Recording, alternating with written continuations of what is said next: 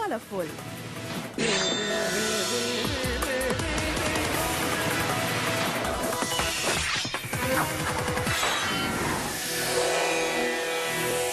नमस्कार, मैं हूं प्रभु चावला और सीधी बात में आज बारी है नेपाल के माओवादी नेता प्रचंड जी की।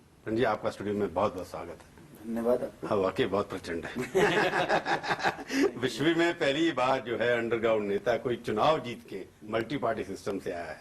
ये आपने कमाल कैसा कर दिया? ये नया मॉडल हमने खड़ा करने की कोशिश की है। पॉलिटिकल मॉडल, पीस प्रोसेस का भी नया मॉडल खड़ा करने की हमारी कोशिश है। क्योंकि आपकी फिलॉसफी जो है उसमें तो चुनाव मल्टी पार्टी विश्वास नहीं करते आपने ये कैसे? नहीं, वो फिलोसफी को हम डेवलप कर रहे हैं। वो आइडियोलॉजी जो है हमारा, वो ट्रेडिशनली हम नहीं ले रहे हैं। उसको डायनामिक्स को और चेंज जो सोसाइटी है उसके मुताबिक उसको डेवलप करने की कोशिश किया है। हमने आज से 8 साल पहले ही मल्टी पार्टी कंपटीशन में जाने का फैसला किया था।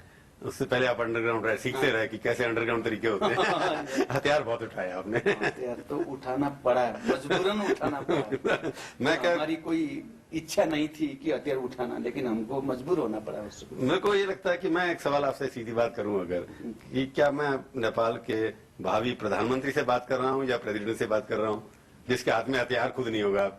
नहीं, अब तो हम शांति प्रक्रिया में आ गए हैं, वो कुछ भी नहीं है। लेकिन आप जो भी समझ सकते हैं, ये कॉन्स्टिट्यूशन जब तक नहीं बनेगी, नई कॉन्स्टिट्यूशन, तब तक राष्ट्रपति किसी सिविल सोसाइटी को आदमी को देना बड़ी अच्छा रहेगा। इसलिए आप अभी बात कर सकते हैं भावी प्रधानमंत्री के रूप में। तो आपको भावी प्रधानमंत्री को पहले से मुबारक दे रहा हूँ। क्या भावी प्रधानमंत्री तो पावर आपके पास ज्यादा होगी, प्रेसिडेंट के पास होगी? नहीं, वो तो फैसला हो चुका है। वो कॉन्स्टिट्यूशन असेंबली की फर्स्ट मीटिंग में जो हमारी एक तय हो चुका है कि एग्जीक्यूटिव सब पावर प्राइम मिनिस्टर के साथ रहेगी और for the time being president एक सेरेमोनियल पद ही रहेगा। कमांडर इन चीफ तो सेरेमोनियल रहेगा? नहीं, वो फॉर्मेलिटी के तौर पर रहेगा। हमारे जैसे जो रक्षा मंत्री रहेगा वो रक्षा मंत्री के पास ही रहेगा। फिर हमारे जैसे प्रेसिडेंट कमांडर चीफ है पर पावर नहीं है, पावर नहीं है, वैसा ही रहेगा। वैसा ही मॉडल आपका है। पर एक बार बताओ, ये बाबूजी हमारे जो हैं कोइराला साहब जिनके, उनसे आपका व्यक्तिगत कोई प्रॉब्लम है? शरीफ आदमी लोग कहते हैं उनको आप प्रेसिडेंट बनाने में परेशानी क्या है आपको? नहीं, वैसी बात नहीं है। पार्टी छोड़ दे। गिरिजा बाबू के साथ हमारा कोई परेशानी नहीं है।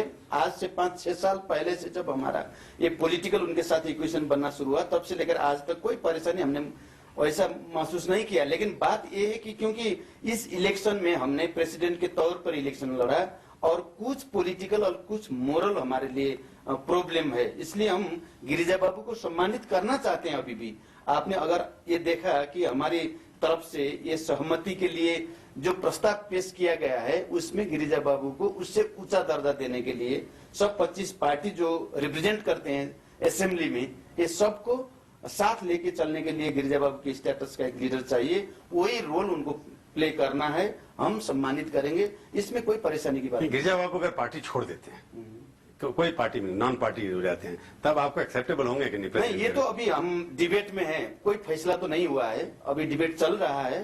सिविल सोसाइटी का प्रेसिडेंट चाहिए ना, आपने कहा कि सिविल सोसाइटी। ये भी एक डिबेट के ही लिए हमने पेश किया है। डिबेट चल रहा है, मुझे लगता है 2-3 दिन के अंदर, 2-4 दिन के अंदर हम फाइनल कंक्लूजन निकाल लेंगे। नहीं, आपका दिल तो बहुत बड़ा है, क्योंकि मैंने देखा जहां अंडरग्राउंड मूवमेंट जब ओवरग्राउंड होता है तो राजा महाराजा को मार देते हैं। आपने तो उनको पैलेस दे दिया एक और। तो आपका दिल तो बहुत बड़ा है। पर गिरिजा बाबू जो कहते हैं कि अगर पार्टी छोड़ दें, और नेशनल कांग्रेस जो है यहाँ की नेपाली कांग्रेस, वो एक किस्म से राजा के खिलाफ भी रही है, सोशलिस्ट मूवमेंट में रहे हैं। आप पता नहीं है आप किस तरह के सोशलिस्ट हैं वो लोग। तो मेरे को लगता नहीं कि वो भी एक, क्योंकि जीते हैं वो लोग भी चुनाव में, पर एक जिसमें सबको लेके चलने की जो आपकी इच्छा है कि सबको एकोमोडेट करना है, तो उसमें अगर वो पार्टी छोड़ के एक नॉन पॉलिटिकल आदमी हो जाए तो आपको एक्सेप्टेबल हो सकता है, डिस्कशन हो सकता है? उसके बारे में हम ओपन रहेंगे और डिस्कशन करेंगे। पर एक बार बताओ, लोगों का कहना ये है कि प्रचंड साहब जो हैं 1/3 है उनके पास, हालांकि मेजोरिटी मोर देन 1/3 है, लिटिल मोर देन 1/3 है। उसके बाद आप इतने एडमेंट क्यों हैं? 1/3 में आपका क्या अधिकार बनता है? सब चीजें आप चाहते हैं कि हमारी मर्जी? वैसे बात हम कर ही नहीं रहे हैं। हमने पहले ही जब इलेक्शन के तुरंत बाद हमने बोला कि हम सबको साथ लेके जाने की कोशिश करेंगे। हमारा मकसद होगा सबको मिला करके नई कॉन्स्टिट्यूशन बनाने का। इसलिए हमारी तरफ से वो कोई नहीं है। यही सवाल यही है कि हमारा लार्जेस्ट पार्टी हुआ है, इसलिए पहले अधिकार हमारा बनता है। इसलिए नहीं, उन्होंने तो आपको प्राइम मिनिस्टर एक्सेप्ट कर लिया, उनको उसके ऊपर कोई डिबेट ही नहीं है। आप प्राइम मिनिस्टर आप होंगे या जिसको आप जहेज करेंगे। आपने कहा आप भाई प्रधानमंत्री से बात करें, उनका कहना यह कि आप कहते हैं वाइस प्रेसिडेंट भी हमारा होना चाहिए, उसके अंदर बाकी इंपॉर्टेंट पोर्टफोलियो भी आपके होने चाहिए। इस तरह का डिक्टेट क्षण नहीं, देना। ये आपके साथ जो कम्युनिकेट हुआ है गलत हुआ है। हमने ऐसा कभी नहीं कहा उपराष्ट्रपति भी हमारा होना चाहिए, सब पोर्टफोलियो हमारे होनी चाहिए, ऐसी बात हमने कभी कहा ही नहीं है। राष्ट्रपति के सवाल पे ये बात सही है कि हम जिस तरीके से इलेक्शन में गए थे, जिस स्लोगन के तहत, और जनता ने हमारे साथ जो विश्वास किया है, उसके चलते हमारा कुछ डिबेट है, लेकिन और पोर्टफोलियो के बारे में और दूसरे पद के बारे में बैठ के बात करने में हमें कोई दिक्कत नहीं है। बात चल रही है, सहमति होगी। मुझे विश्वास है कि 2-4 दिन के अंदर हम सहमति बनाएंगे। जो ये माओवादी जो फिलॉसफी आपकी है, इसमें मैंने देखा आपने कॉन्स्टिट्यूशन अमेंड किया, इसको कहा कि सेकुलर स्टेट होना चाहिए और ये होना चाहिए, क्योंकि ये एक सारे विश्व में कहा जाता है कि नेपाल एक हिंदू किंगडम है, क्योंकि ज्यादातर मेजोरिटी है क्या 99% मेजोरिटी यहाँ हिंदुओं की है। तो आपको उस हिंदू किंगडम या सेकुलर करने की जरूरत क्या थी? यहाँ तो कुछ है नहीं और कुछ नहीं, सब है, दूसरा क्यों नहीं है? कम है, मतलब उतना। ये इंडिजिनियस पीपुल, आदिवासी जनजाति के लोग है, बुद्धिस्ट है, अभी यहाँ क्रिश्चियन भी है, मुस्लिम भी है, सब तो है, लेकिन मेजोरिटी हिंदू का है। हमारा एक कहने का मतलब ये है कि स्टेट को रिलीजियस से अलग रखना चाहिए। दुनिया में आज की तारीख में जो युग चल रहा है, एक साइंटिफिक युग चल रही है, ऐसे युग में धर्म को राज्य के साथ नहीं रखना चाहिए, उसको अलग करना चाहिए। हम चाहते हैं कि पूरी दुनिया में जहां भी एक रिलीजियस स्टेट है, उनको भी सेकुलर स्टेट बनना चाहिए, ऐसा फिलोसफी हमारा। फिर नेपाल के पशुपतिनाथ का मंदिर है, लोग नहीं, ठीक विश्वास है, करते हैं मंदिर उस है, पर। लोगों का जो आप- विश्वास है उसको हम सम्मान करते हैं। वैसे तो हम सभी धर्मों को समान अधिकार देने की बात करते हैं, स्वतंत्रता की बात करते हैं, उनको सम्मानित करते हैं, लेकिन राज्य को धर्म से अलग रखना ही ज्यादा वैज्ञानिक होगा, ज्यादा जनता के हित में होगा। पर राज जो आप जो कम्युनिस्ट फिलॉसफी का राज है, उसको और किस चीजों से अलग करेंगे, ये मैं पूछूंगा आपसे एक ब्रेक के बाद। Thank you.